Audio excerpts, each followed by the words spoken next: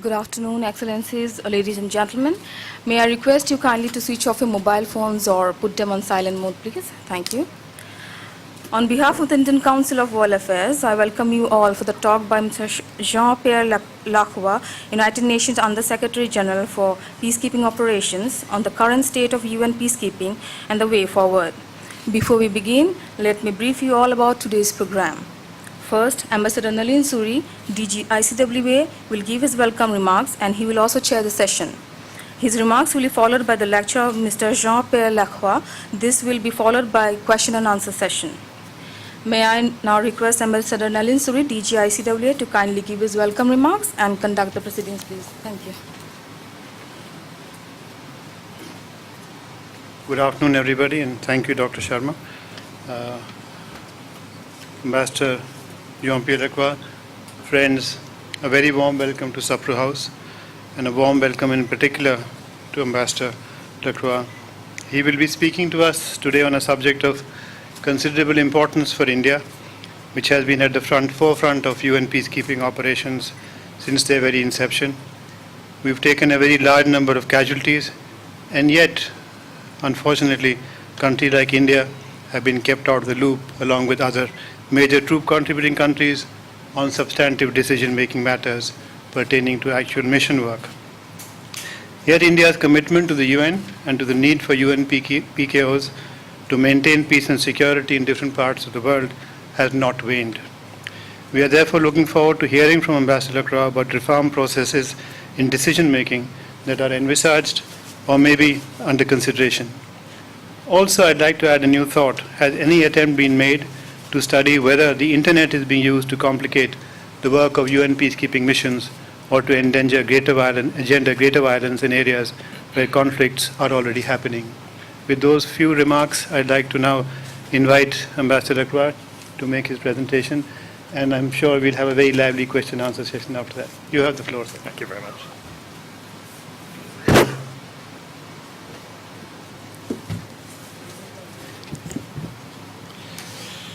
Thank you very much, Ambassador Nalin Suri, and ladies and gentlemen. First of all, I would like to thank you for inviting me, and it's an honor for me to be here today in such a prestigious institution, together with my colleagues from Peacekeeping, Lieutenant General Carlos Soite, the head of the Office of Military Affairs and Military Advisor, Peacekeeping, and Police Commissioner Luis Carrillo, the head of the Police Division, and also my colleague Alice Kielman from my office. First of all, I would like to take that opportunity to recognize the importance of India as not only a major troop contributing country, but really a major stakeholder in peacekeeping, and for a very long time. India is, if we add the number of peacekeepers over the year, the first troop contributing countries in numbers of peacekeepers and police and military over the decades, and it's currently the third largest troop contributing and police contributing country. So we are very grateful for that, and beyond this importance in numbers, we also have the strong involvement, the strong engagement of India in promoting peace and promoting the return of stability and also protection of civilians, which are our key priorities in our mandates. I would like just to make a few remarks on where we are as far as peacekeeping is concerned, and what the key challenges are, and how we are trying to respond to these challenges. But I think it's important, before talking about the challenges to peacekeeping, to recognize that peacekeeping has worked on many occasions, and we have many examples where peacekeeping has been instrumental, or at least very helpful, in helping the return of peace and stability in many countries, starting with Cambodia, Angola, Mozambique, El Salvador, many other examples. And more recently, we were able to terminate our mission in Liberia and the Ivory Coast, because these missions had completed their mandate. I'm not saying that neither Liberia nor the Ivory Coast do not have challenges anymore, but these challenges are of different nature and they call for responses different from peacekeeping responses. We have been also downsizing our operations in Haiti and in Darfur in the Sudan, also because the situation has evolved, and I think has evolved for the better in these two places. But at the same time, it's quite important to reflect on the key challenges that peacekeeping is facing today. I think these challenges are not new, but I think they are somewhat more salient in terms of their magnitude and in terms of the impact it has on our operation. And I would like to mention three of the key challenges. The first one is the lack of progress in most of the political process that we support. Peacekeeping is a political tool. It's about promoting and helping political solution. And we do it with different means. We do it with police and the military and civilian, but it's political. Today we're faced in most of the situation which we intervene with very slowly moving peace processes or even not moving at all. I was until recently, I was using the example of South Sudan to highlight slowly moving peace processes. Now we've had this agreement, which is another agreement, the cynical would say, signed by Salva Kiir and Riek Machar 2 days ago. So we'll see whether it really generates meaningful progress. But at the same time, for over many years, we have seen essentially no progress in political processes, in the political process in South Sudan, and actually very little progress in places like Central African Republic, Mali, or the DR Congo. Not to mention, of course, UNIFIL in southern Lebanon, where our mission has also a role to at least create conditions for the advancement of a political solution, which is, as you know, quite elusive. So that's number one, and these slowly moving political processes mean that the prospect for exit are also elusive, which is an important problem for us. Now, number two key challenge is the increasingly dangerous environment in which most of our operations do work and operate. And I think the new factor there is that today peacekeepers are not protected because they're UN, or because they're wearing the blue helmet. They're actually attacked because they're UN, and so are our humanitarian colleagues and colleagues from UN agencies, funds, and program. And this is because we're facing new types of threats and challenges from groups that are in most cases not really politically motivated. Some of them are ideologically motivated, they're extreme, they're terrorists. Some others are really into business, into illegal activities, into the illegal exploitation of natural resources, into all kind of trafficking. And many of them are actually both. They can be ideological and extreme in daylight and criminal during the night. And this really implies that negotiating with these kind of groups is much more difficult and much more elusive, because there's very little by way of political incentive at our disposal. The number three challenge has to do with the fact that in many of our operations we are working against the backdrop of very high numbers of vulnerable civilians. Some of them are displaced, refugees, IDPs. In places like Central African Republic or South Sudan, half of the population is in need of humanitarian assistance.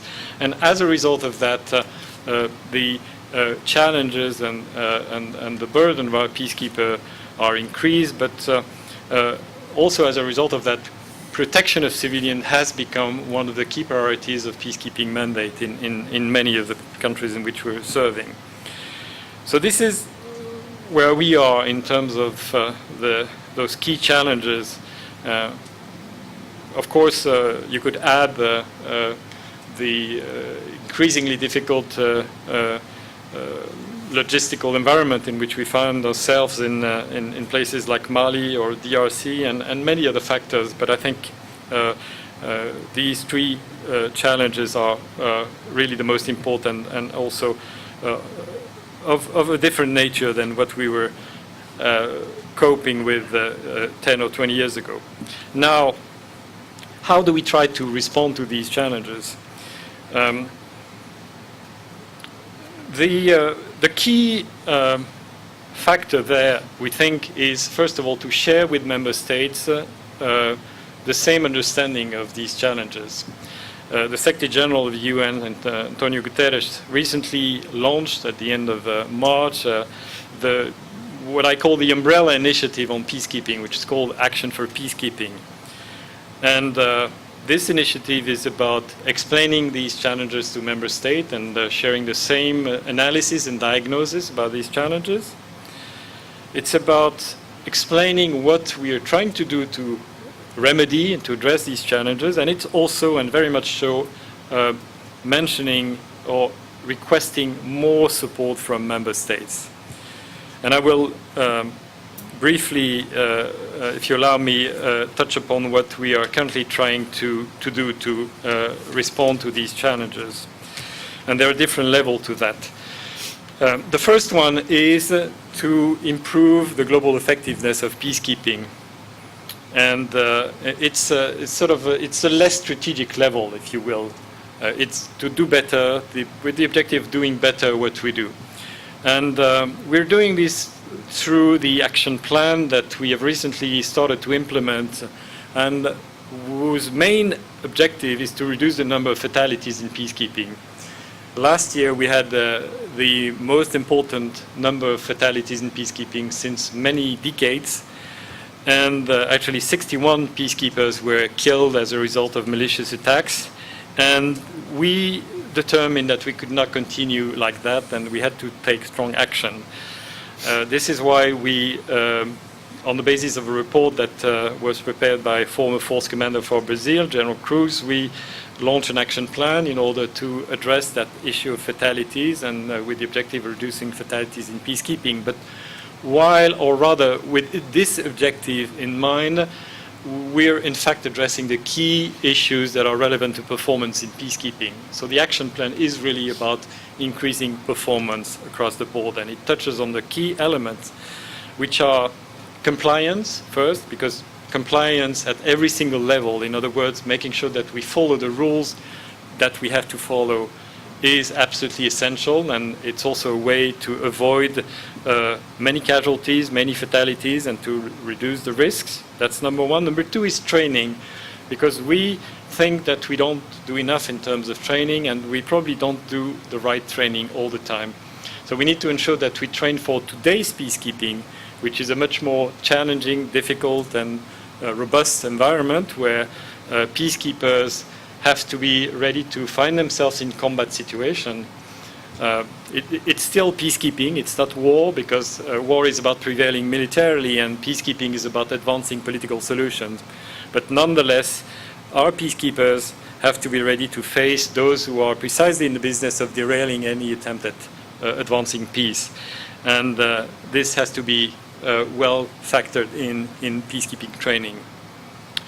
And we also want to increase in-mission training, because one thing is to be trained in all the relevant areas before deploying, but another is to be familiar or to become familiar with the specifics of the deployment environment.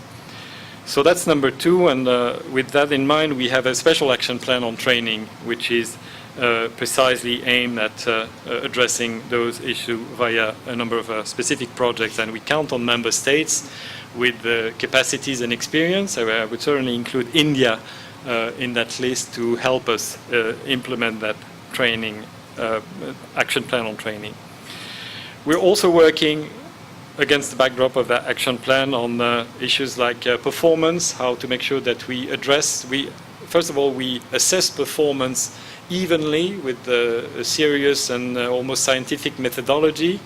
As much as this can be scientific, but we owe it to ourselves and also to TCC and PCCs to have the right unquestionable methodology of assessing performance. And in some cases, we do not shy away from addressing performance issues with TCC or PCCs, but always in a constructive spirit, and always having in mind that whenever we have a performance issue, it's not the TCCs or PCCs issue, it's our issue.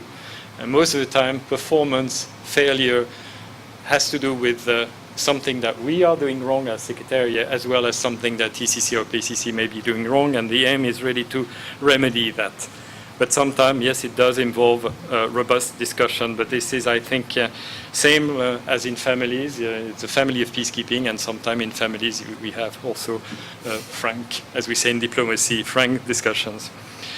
We're also addressing equipment, and we want to make sure that we identify clearly the needs for upgraded equipment, including using technologies. Not that the new technologies can fix everything, but at the same time they can be useful, particularly for protection and increasing situation awareness, which is key for the prevention of threats to ourselves and also to the population we serve. And we're also working on post-incident, in other words, making sure that whenever something happened, then we do deal with fatalities in their family in a dignified and expeditious way, but we also make sure that injured personnel will survive. And there are a number of things that my good friend, brother, your fellow citizen Atul Khare, who's really an outstanding colleague, we're working together on this, and of course is particularly involved on these and a number of other issues. And lastly, we want to make sure through this plan that we reach the same mindset throughout our mission and across different participants, be they TCC, PCC, police, military or civilian, because with this new and difficult and tough environment, we want to make sure that the mindset is adequate to these challenges. And this is also why we appreciate that there's an increased debate on caveats, because we do not think that we can continue with any kind of caveats from troop or police contributing countries, and I think we would gradually aim at phasing out those contingents seen as having caveats. But again, we welcome the fact that a greater number of troop and police contributing countries and member states in general are being much more vocal in stating that caveats cannot really be compatible with today's peacekeeping. So that's the first line of action, the action plan.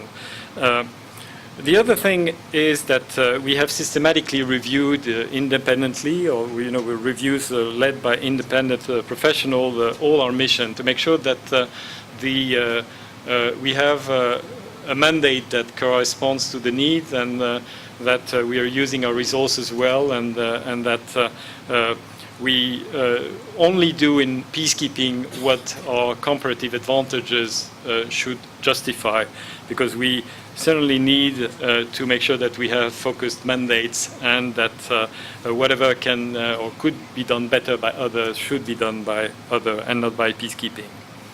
So this is the second element, course of action, the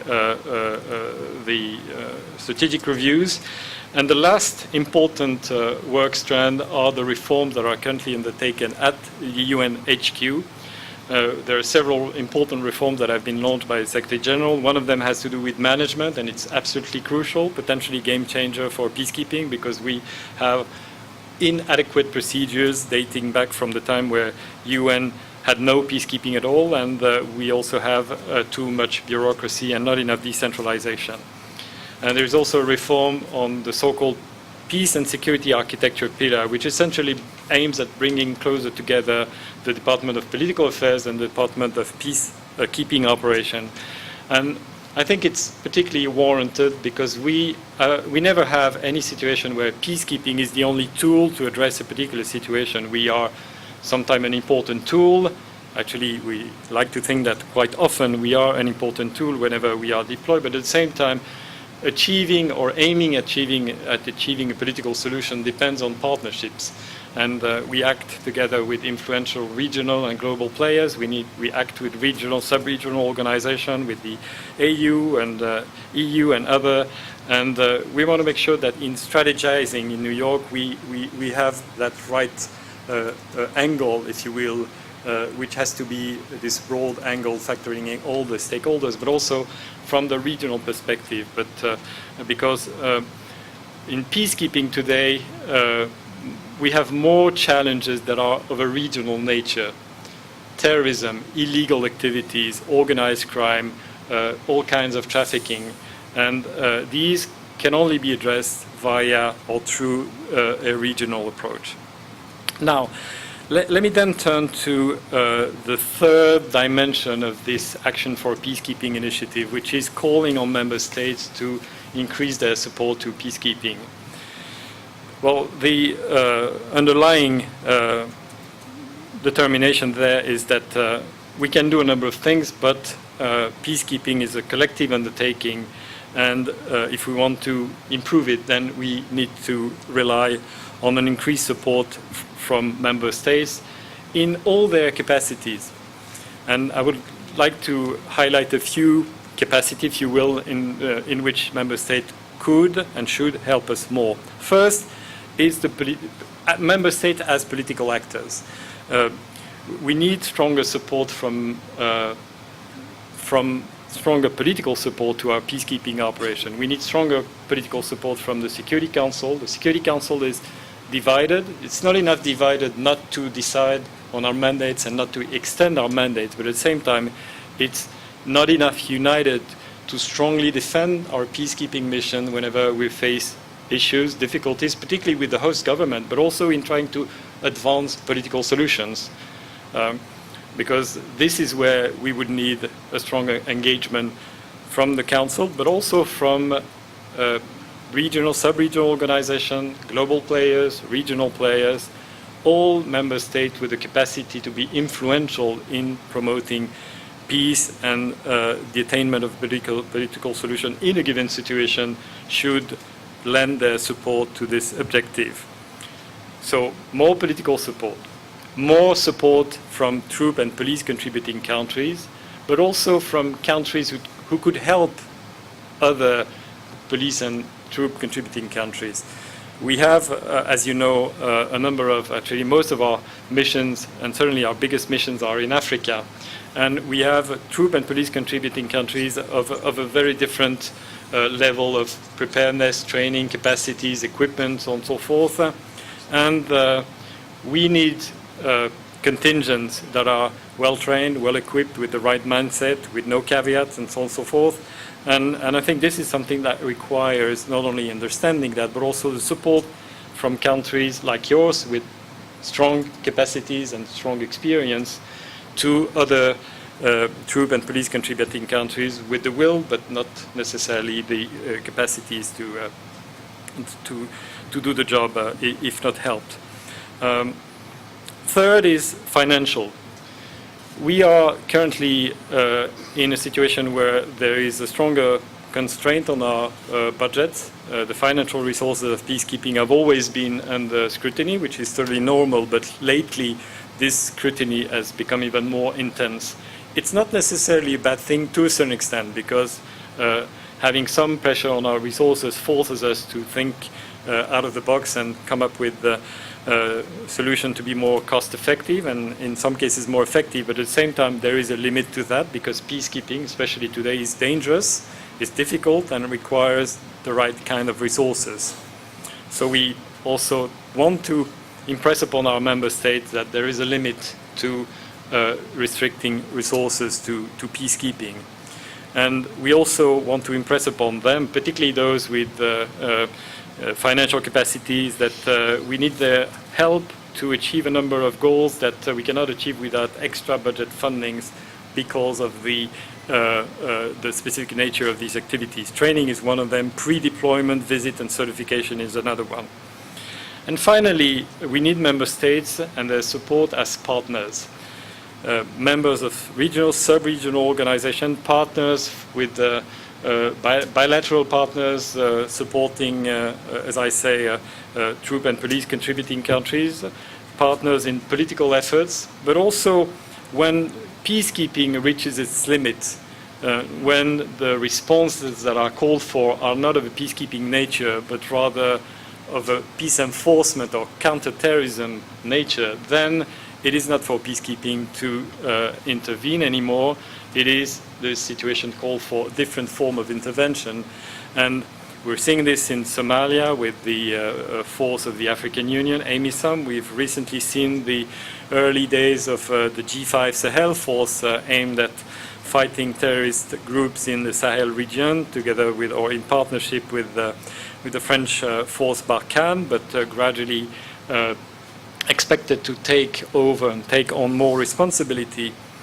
And this is certainly something that will have to be supported and replicated in the future, because we're seeing more of these challenging situations where, in the absence of political arrangement or political settlement, the international community, or at least the regional stakeholder, determine that it is in their interest to intervene and contain a particular situation. But the reality is that today, in Africa at least, this kind of regional, sub-regional intervention, peace enforcement, counterterrorism operation need more support. And we have strongly supported the African Union initiative to build up capacities in that regard, but there's still a long way to go, both practically in terms of organizing training, sharing analysis, organizing accountability mechanism, but also politically, because there is no unity when it comes to the support, particularly the financial support given to these operations. Now, let me just finish by saying that we are both determined to showcase some of the progress which we think we have achieved over these recent months in implementing all this. We will have a high-level event on peacekeeping in the month of September, and this one of the objectives will be precisely this one. Another one will be to highlight the need for stronger support by member states, and we're currently preparing, together with our member states, what we think could be a statement of shared commitments to supporting peacekeeping, and we hope that as many member states as possible will be able to subscribe to that. Ambassador, you raised the point of stronger and more regular consultation with the stakeholders, and I think this is a particularly relevant point, actually, in preparing the, preparing and implementing our action plan. We've been keen on briefing on a very regular basis our constituency, particularly our key stakeholders, but also the most important troop and police contributing countries. And we are also regularly briefing the troop and police contributing countries of specific missions. I do this, General Loite does this, and Commissioner Luis Carrillo does this as well. And we find that it is increasingly indispensable to have that kind of interaction, because facing these unprecedented challenges, I think we come to the realization that we will not be able to solve them if we rely only on a few constituencies here and there. Peacekeeping needs troop police contributing countries. It needs strong political actors and global players like India and others. It needs financial support. It needs a better secretariat. It needs more equipment, better mindset, less bureaucracy. It needs all of this. And in order to achieve this, we need that kind of very regular and we need to build trust, really, among the different stakeholders, peacekeeping. And I think this is what we would like to achieve. We have a Secretary General who has spent countless hours really interacting with member states, particularly on the reform that he has undertaken, but also on the Global Action for Peacekeeping initiative, and is keen on continuing, and so are we. Again, at this particular juncture where the let's say the credibility of peacekeeping to a certain extent is at stake, not dismissing the achievement and the successes. We are convinced that we need this stronger engagement. And again, we very much count on your country to help us in that regard. You are in many different ways really one of our key partners. We thank you for that. And again, we will be using these 2 days in India to convey that message to the Indian authorities. And with that, I thank you for your attention. Thank you again for inviting me here. It's an honor for my colleagues and myself, and I'm looking forward to your question. Thank you.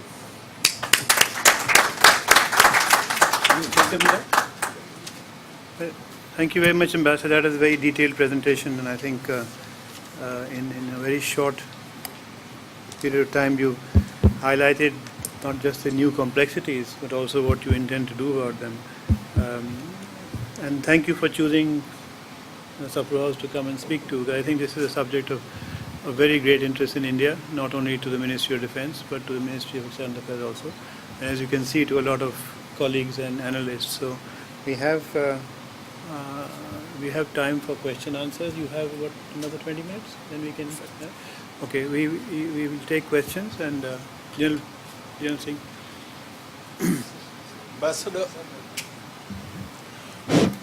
Ambassador, my name is General Rajinder Singh, and I am the former force commander in Ethiopia and Eritrea. I would like to ask you a question which I think the complete fraternity dealing with peacekeeping issues is today really talking about. That is, which you have also obliquely mentioned, that is about how do we tackle the current challenges relating to terrorism. Because gone are the days when you are only mediating between the two member states, or you are mediating within the country. I think today you will find an environment like what is prevailing in Somalia and countries like this, even in Syria and others. I think at the moment the UN, what it does is it says that we are only responsible for peacekeeping. This involves much more than peacekeeping, so we will keep away with it. Do you think it is the right way of doing things? Yeah, I think so. Please. Ambassador, my name is Dr. K.S. Subramanian. I was a senior police official in the government of India, namely the Home Ministry, dealing with conflict issues in different parts of the country. Basically, Jammu and Kashmir, Northeast, and the Central Tribal Belt, and also terrorism. Now, terrorism is a multinational systemic crime, along with arms trafficking, money laundering, terrorism, espionage, and so on. These are all multinational systemic crimes. These crimes are not confined to one country. They are spread across several countries. For example, terrorism is something which originates somewhere else outside India that travels through, Pakistan, India, and other parts of the country, South Asian region. What is needed is a regional approach. And we are not having a regional approach because of lack of trust between these countries, particularly India, Pakistan, and China. Luckily for us, China and India has recently arrived at some sort of an understanding. Things appear to be better than before. But India-Pakistan relations are really marked by tensions. So what is it that the UN Peacekeeping Force can tell us about adopting a regional approach? Thank you very much. Please. I have a list. I'll come to you, all of you. You'll have to wait your turn. Thank you, sir, for your presentation. I'm Dr. Rekha from ICWA. Sir, you said that the peacekeeping personnel themselves have been attacked, and you highlighted some of the factors for it. Could it also be because of the changing image of peacekeeping missions itself, given the fact that the personnel themselves are committing violation of human rights and other sexual abuse? So is this the reason, and what has the UN done to curb this kind of activity by the personnel? What reforms and what steps has been taken to, change this kind of image of the peacekeeping person? We take one more question. General Mehta.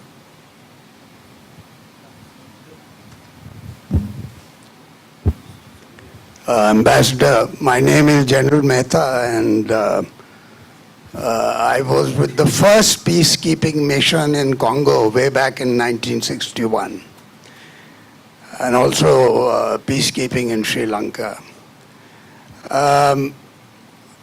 As you were speaking, so was the US Ambassador to the United Nations, Nikki Haley, at the Oberoi Hotel right now. She made a mention some time ago about review of UN missions, and you too in your presentation talked about, unfortunately very briefly, about review of missions. So could you expand on what this actually means? And related to this is my specific question that has the UN considered, or your office considered, the possibility of winding up UNMO GIP? Because this is one mission which is only recognized by one side. As a means of comment, I would, if you allow, I would like to say that the quality of peacekeeping, and you enumerated a series of deficiencies. The only way to improve these deficiencies and improve the quality of peacekeeping, in fact, I think the title of this presentation should not be UN Peacekeeping anymore. It is UN Peace Enforcement more than peacekeeping. So the suggestion I want to make is that unless developed countries partake and participate in UN operations, the quality of peacekeeping or peace enforcement cannot improve.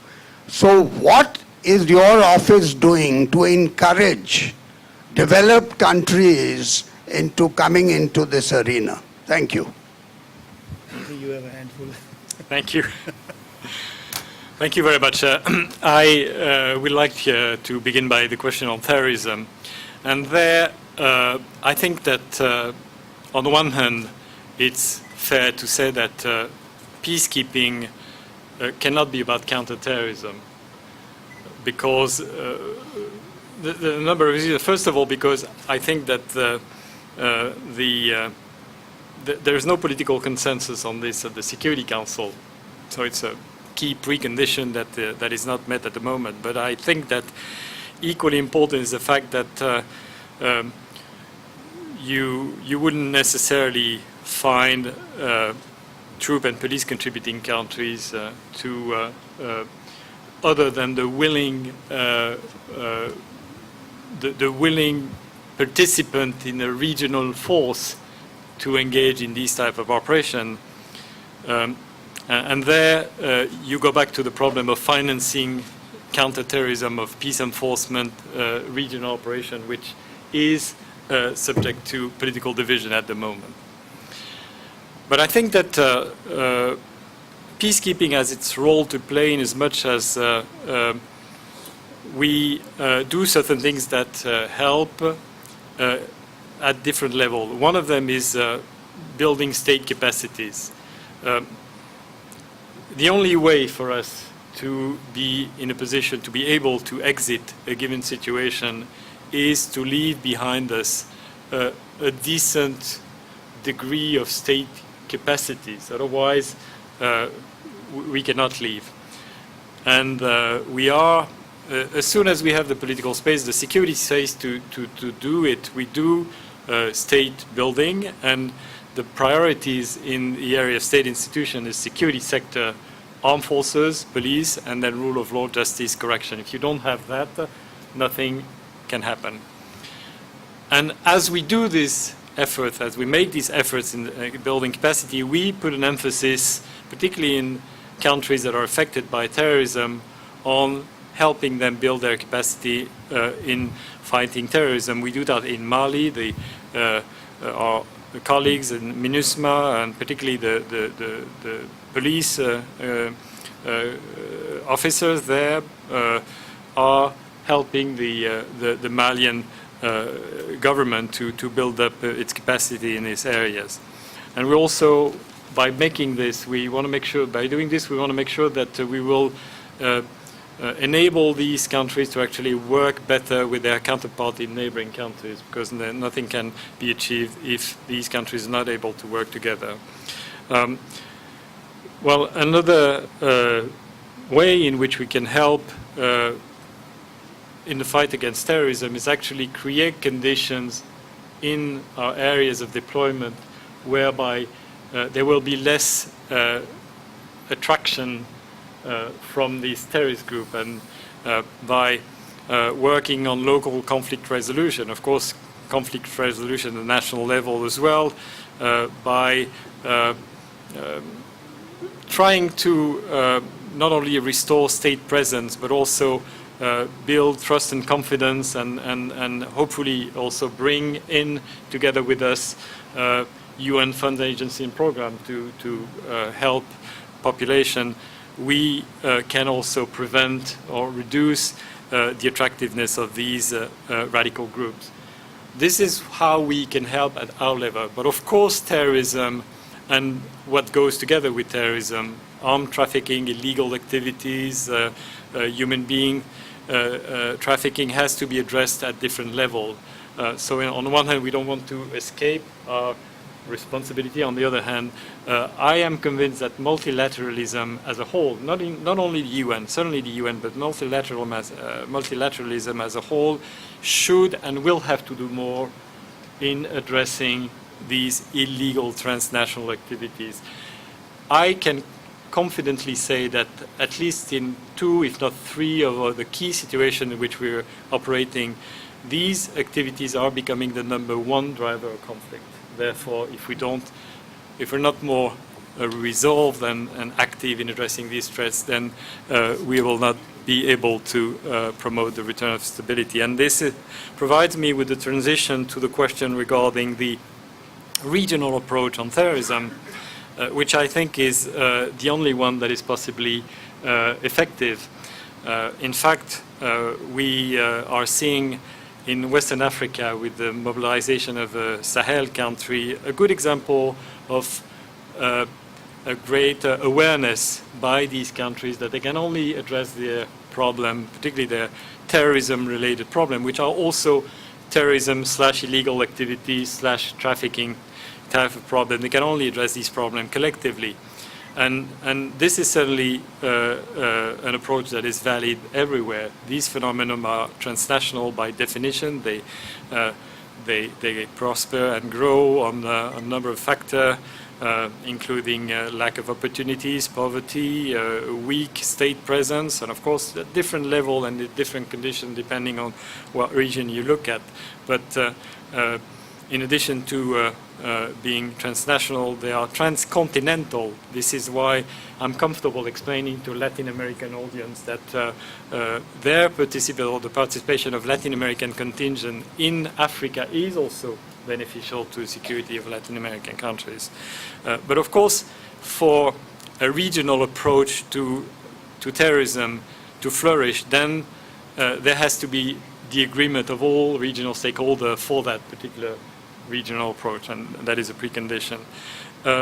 On sexual exploitation, abuse, and more generally conduct and discipline, thank you for raising that question, because this is really something that massively undermined peacekeeping for a number of years, and we still have that image, that perception of peacekeepers, unfortunately associated with these despicable acts, even though they were a small minority, but they really managed to tarnish the reputation of peacekeeping as a whole. The current Secretary General made that one of his top priorities, and what he did is first put that at the highest political level, with the high-level meetings at the state and government last year dedicated to fighting sexual exploitation and abuse. But together with that, we have now better mechanism with many contingents having their national investigation team either ready to go whenever there's something or even embedded in mission. We have a victim rights advocate in most of the biggest missions, and we also have a system whereby you can report allegation even anonymously, even if you're out of the system, because knowing, making sure that these allegations are brought to our knowledge is absolutely essential. I think we are much better off in terms of awareness of the importance of that subject, awareness of the need to be tough on conduct and discipline, the reactivity of member states whenever, of TCCs, PCC, whenever there's an allegation is much quicker than it used to be. It used to be an average of 6 months between the allegation and the investigating team, and now it's 7 days. And we've seen example of strong penal sanctions against perpetrators, but we also took our responsibility, and some of the units have actually been repatriated, either the whole unit or dozens of peacekeepers because of these allegations or these acts. On the issue of peace enforcement versus peace keeping, well, obviously it's difficult to draw a sort of a very clear line. I would then, and also it depends pretty much on the mandates that are given to us by the Security Council, and clearly these mandates today are more robust, and you involve the use of force, even in some cases like in the DRC of proactive force against armed groups. I think that there are certain things that are key to peacekeeping. First of all, it has to be in support of a political effort and a political settlement. And if we lose that key principle of primacy of politics, then we undermine peacekeeping. And that has to be, I think, the clear priority. And you may debate as to whether in some cases, we're still sort of within, or at the moment of the creation of peacekeeping, we were within these parameters or slightly outside the boundaries. But I think this is very important. I think the second point is our colleagues in peacekeeping have to be aware that they're not fighting a war. They're not deployed as a vanquor, as conquerors. They're deployed in foreign countries, which is a sovereign one, even if in difficulty. And they have to be, it's a balancing act, peacekeeping.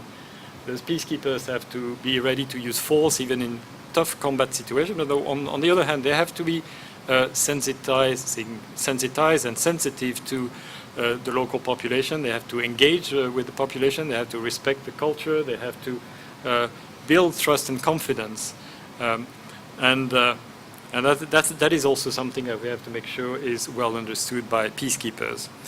The question on UNMOGIP, well, the only thing that I can say is that it's an easy escape for me, but I think it's also true. It really depends on the member states, because at the moment we have a mandate and we have to implement that mandate given by our member states. Now, the last point, yes, we do need more developed countries participating in peacekeeping. It has to be a cross-nation undertaking. So I absolutely agree on this. We have been slightly better in some mission, but there still is a long way to go. Can we take another few questions? Absolutely. Please.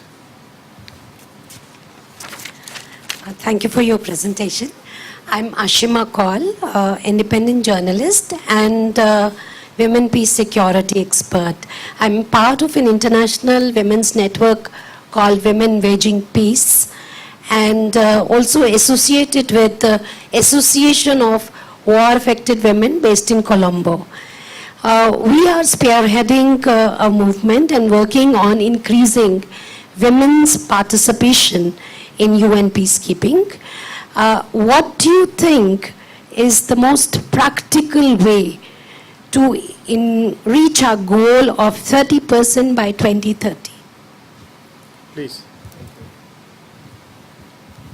Thank you. Good afternoon. I'm Ambassador of Lebanon.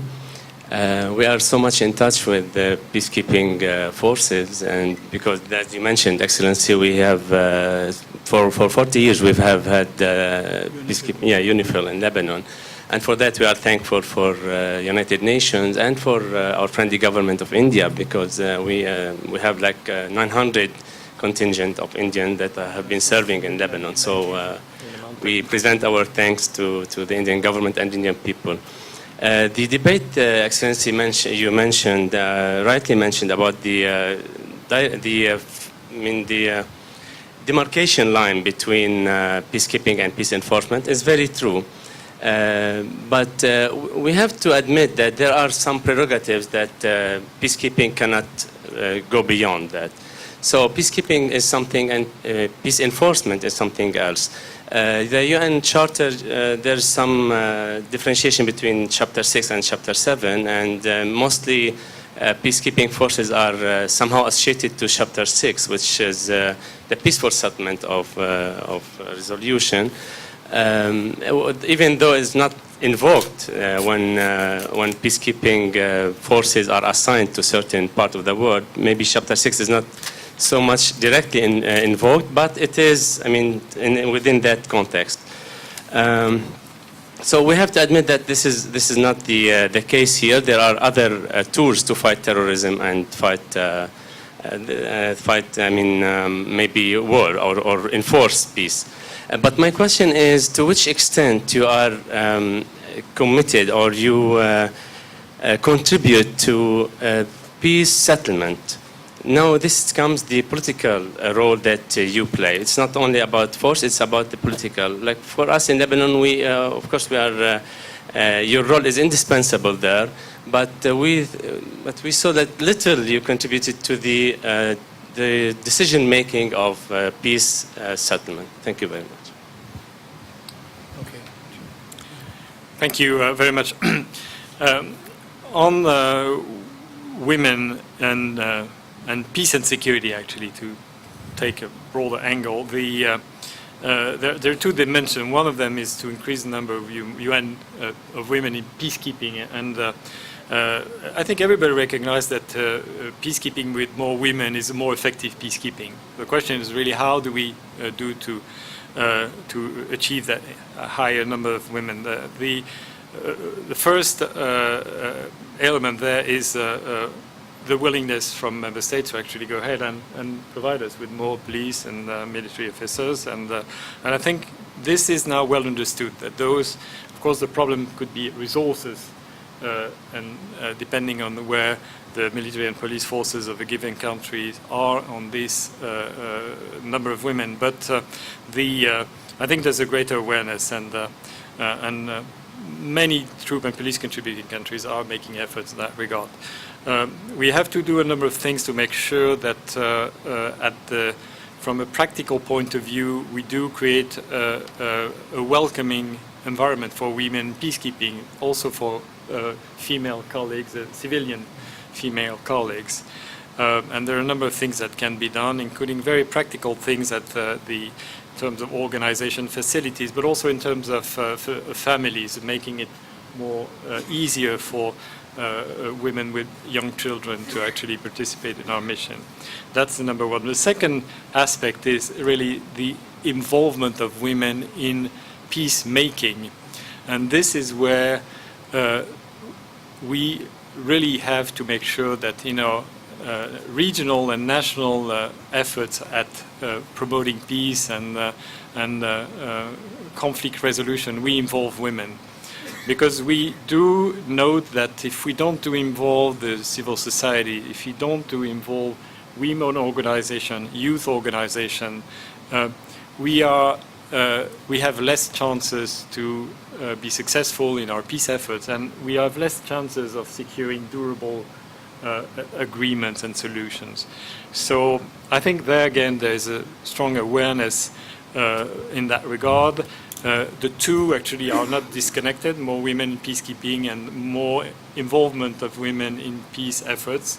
I'll just take the example of female engagement teams that we have in some of our mission, particularly in Lebanon, UNIFIL, and these are absolutely crucial to engage, reassure, build trust, and also engage the population, particularly women and their children.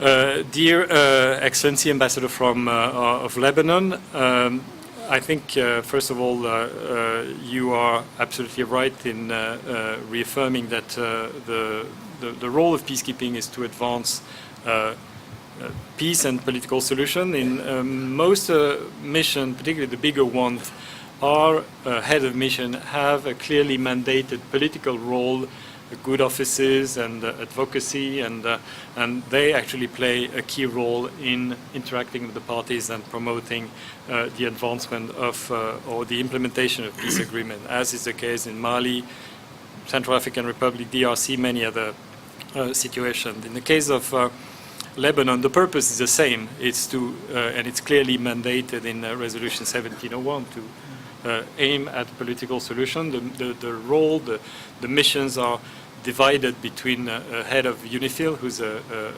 general, and the with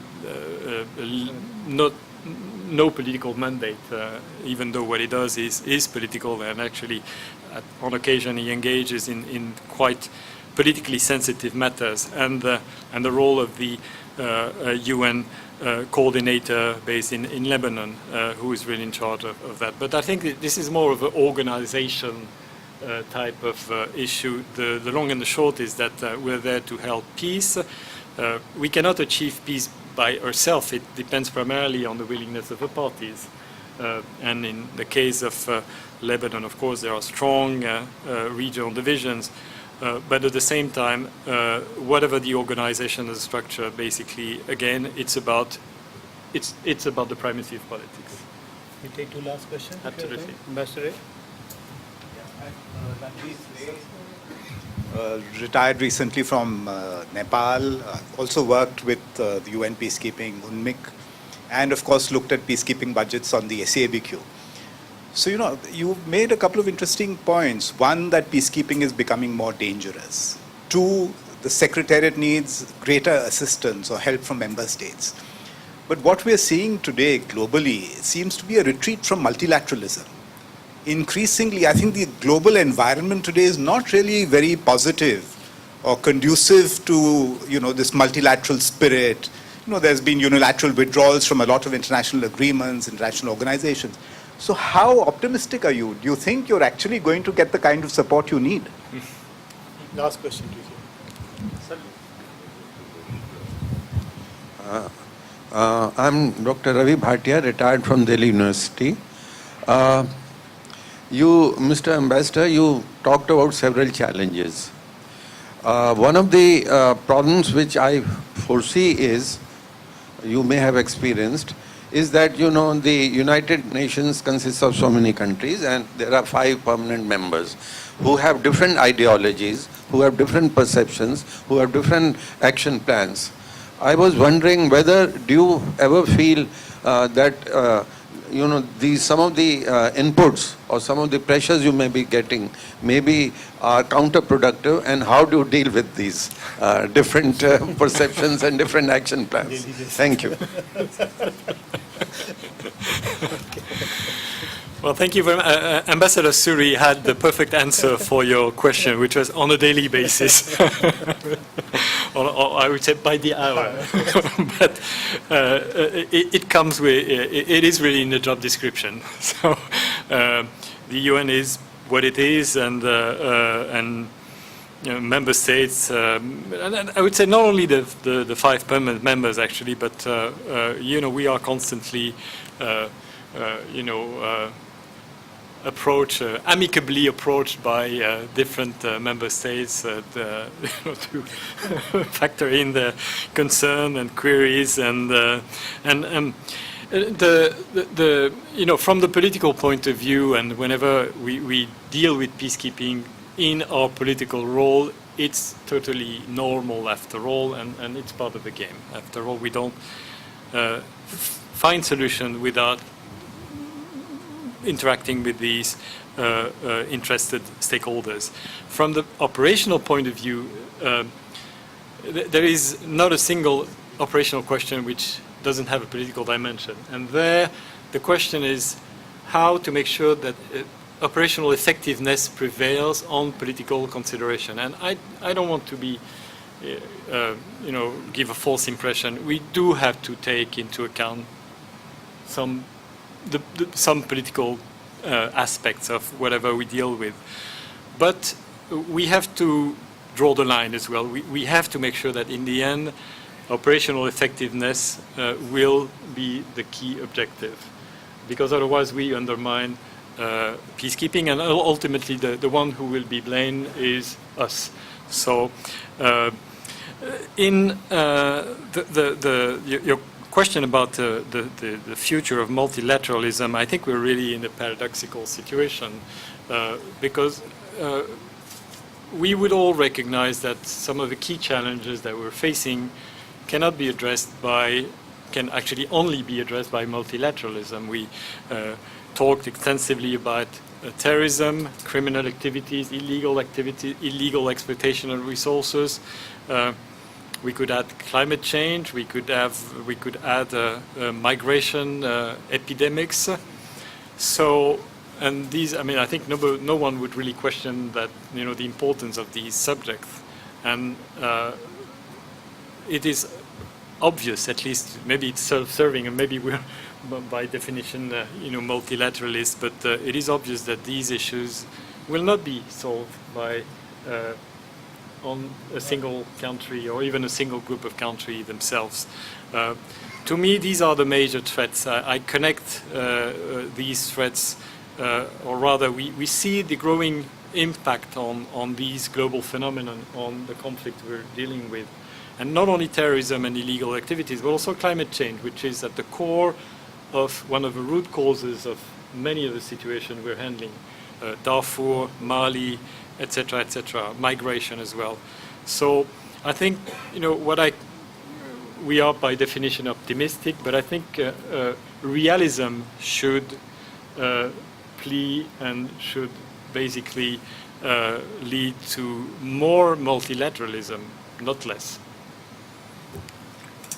I think on that very positive note, thank you very much.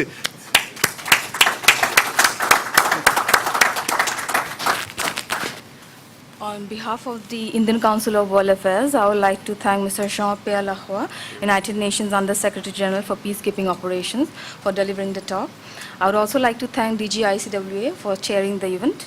We extend our gratitude to you all for taking out time for the event. May I now request you all to join us for high tea at the foyer. Thank you. Please. Thank you. Excellent. Thank you so much.